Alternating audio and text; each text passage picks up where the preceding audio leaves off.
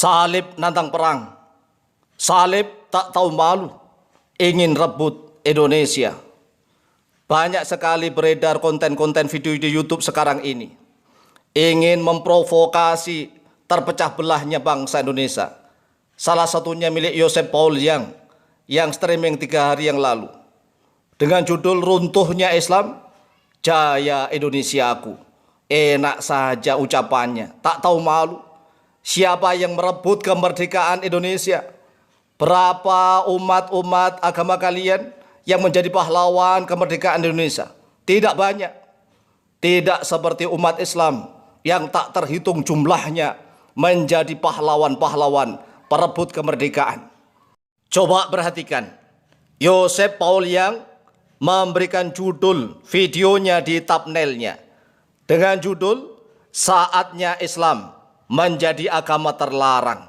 Ini adalah judul-judul provokatif karena kami sebagai umat Islam juga mampu memberikan judul Saatnya Kristen dan Katolik Menjadi Agama Terlarang di Indonesia. Ini adalah judul-judul provokatif yang ingin memecah belah persatuan dan kesatuan anak bangsa di dalam negara kesatuan Republik Indonesia. Ini kalau dibiarkan, para misionaris semakin ngelunjak. Kami selalu dakwah dengan bil hikmah, dengan mauidhah hasanah. Tidak pernah kami mengajarkan ajaran-ajaran radikalis, ajaran-ajaran intoleran. Kami selalu toleransi. Tetapi kalian semakin ngelunjak, ingin menjadikan agama Islam terlarang di Indonesia. Dan kalian menyatakan bahwa Islam apabila tidak ada di Indonesia, maka Indonesia akan menjadi jaya. Ini mimpi kalian. Karena apa? Umat-umat kalian zaman dahulu, zaman penjajahan, banyak yang menjadi antek-antek Belanda, menjadi antek-antek para penjajah. Beda dengan umat Islam. Umat Islam selalu memperjuangkan kemerdekaan negara kesatuan Republik Indonesia. Kalian ini tidak tahu malu. Sebagai penjajah menjadi adik penjajah. Tetapi kalian sekarang ingin merebut dan menguasai Indonesia. Dan ingin menyingkirkan umat Islam di bumi pertiwi negara kesatuan Republik Indonesia. Narasumber di dalam channel Joseph Paul yang mengatakan bahwa agama Islam adalah agama perang, agama yang tidak suka perdamaian, agama yang tidak ada cinta kasih, agama yang selalu membuat huru hara, agama yang membuat perpecahan, agama radikalis, agama intoleran, agama teroris dan seterusnya. Mereka mengatakan bahwa Islam di Timur Tengah saja, Islam di Arab saja, tidak mampu menyatukan antar bangsa-bangsa di Arab. Wahai para misionaris, ingatlah, kalian jangan menutup-nutupi kisah sejarah perang salib. Perang salib yang terjadi di Asia Barat dan Eropa antara abad ke-11 sampai abad ke-17.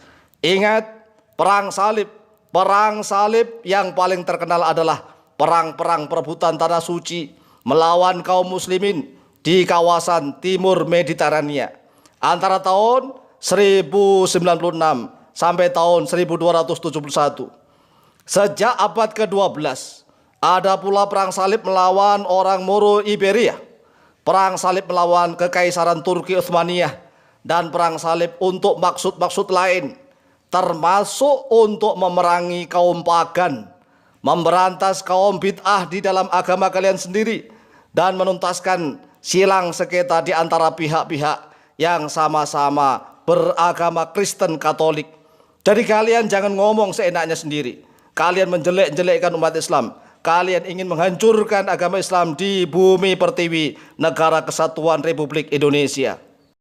Wahai para misionaris yang narsis, jika kalian menginginkan agama Islam runtuh di Indonesia, kemudian kalian bermimpi, maka jayalah Indonesiaku. Marilah kita hitung-hitungan. Kalian ini orang-orang yang tidak tahu malu.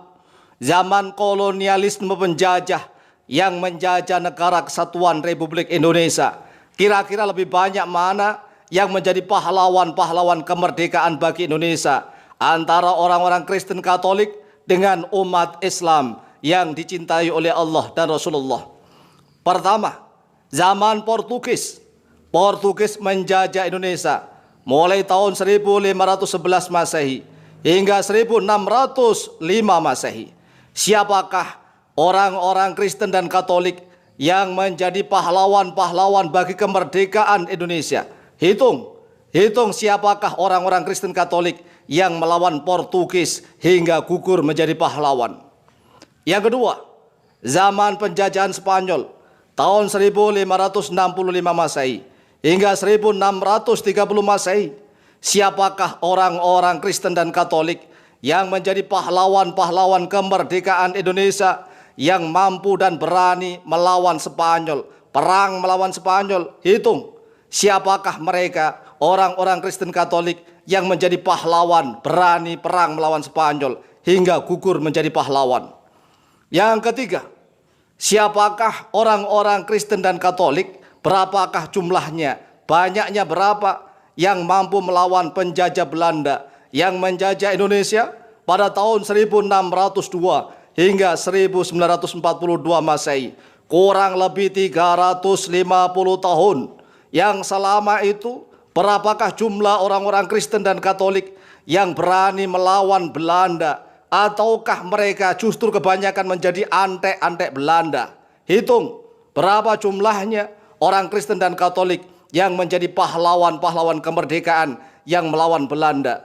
Kemudian yang keempat, pada zaman Perancis Belanda tahun 1806 Masehi hingga 1811 Masehi, berapa jumlahnya orang-orang penganut agama Kristen dan Katolik yang berani perang melawan Perancis dan Belanda hingga gugur menjadi pahlawan bagi kemerdekaan Indonesia.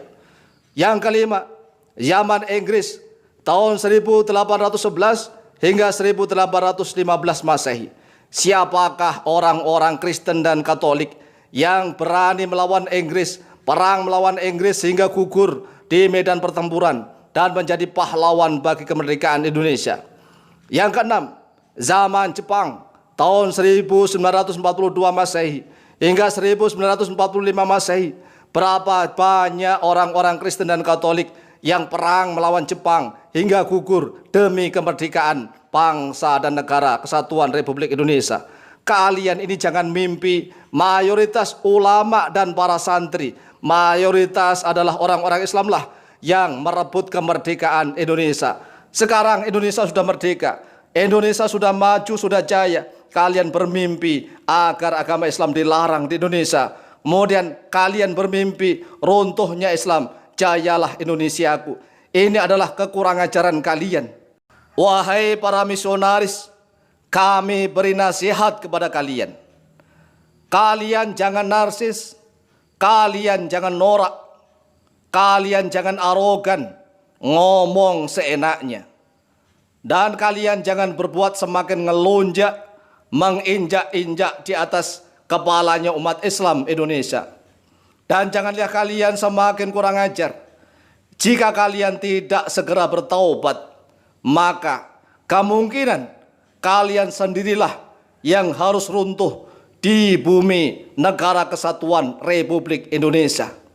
Tetapi kami sendiri menginginkan bahwa umat beragama Indonesia selalu hidup rukun bersatu, saling mengasihi, saling membela, saling hidup rukun, sejahtera, aman, sentosa. Jangan membuat provokasi, jangan membuat huru hara, jangan memanas-manasi suasana sehingga kerukunan, kedamaian, ketentraman negara kesatuan Republik Indonesia akan terancam gara-gara ulah kalian yang menginginkan umat Islam, agama Islam dilarang di Indonesia. Runtuhnya Islam menjadi kejayaan Indonesiaku, kata kalian. Ini adalah mimpi kalian yang sungguh kurang ajar. Semoga negara kita menjadi negara yang baldatun thayyibatun wa rabbun ghafur. Amin Allahumma amin.